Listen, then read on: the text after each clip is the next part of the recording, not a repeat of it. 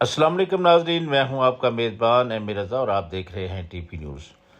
رمضان المبارک کا بابرکت مہینہ اس وقت جاری ہے اور جو مسلمان اس ماہ رمضان میں روزے رکھ رہے ہیں، اللہ تعالیٰ ان کے روزے قبول کرے اور ان کی جو یہ بابرکت راتیں ہیں، جو عبادات وہ کر رہے ہیں، اللہ تعالیٰ ان کو بھی اپنی بارگاہ میں قبول فرمائے۔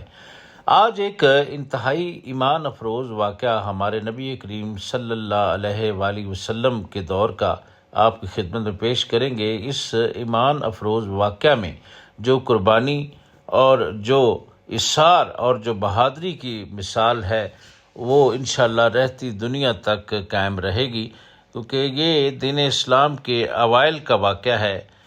اسلامی تاریخ میں ناظرین، غزوہ بدر وہ عظیم مارکہ ہے جو 17 رمضان المبارک کو لڑا گیا۔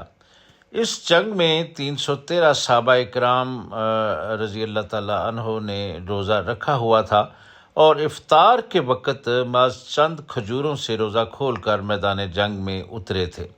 اس حوالے سے خاص طور پر حضرت عمیر بن حمام رضی اللہ عنہ کا واقعہ بہت مشہور ہے۔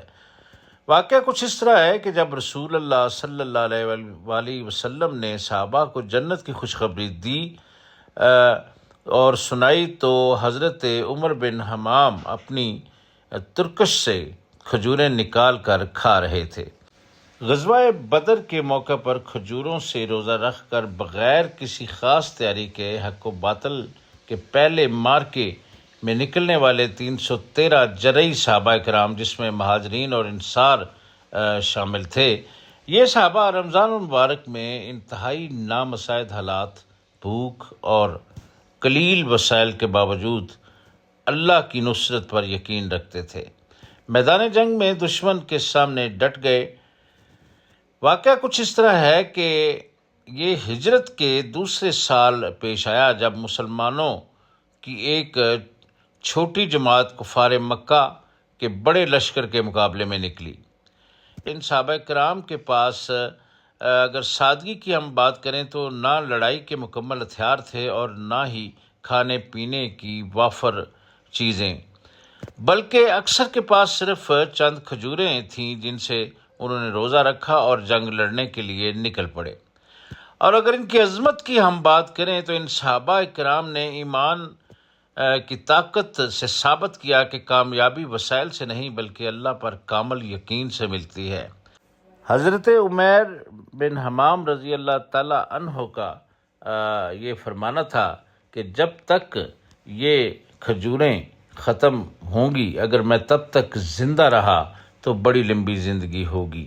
یعنی یہ جذبہ ایمانی تھا ان صحابہ کرام کا، تو پھر اس پر انہوں نے یہ کیا کہ ہاتھ میں جو موجود باقی کھجوریں تھیں زمین پر پھینک دیں اور جنگ میں کود پڑے، یہاں تک کہ جام شہادت نوش کیا۔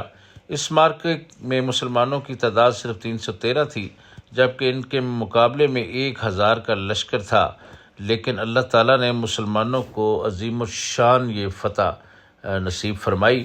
تو یہ ہے جذبہ ایمانی۔ اگر دنیا کی بات بھی ہم کریں تو اگر آپ توکل کا دامن نہیں چھوڑتے تو اللہ تعالیٰ ہر قدم پر غیبی امداد آپ کو ضرور پہنچاتا ہے۔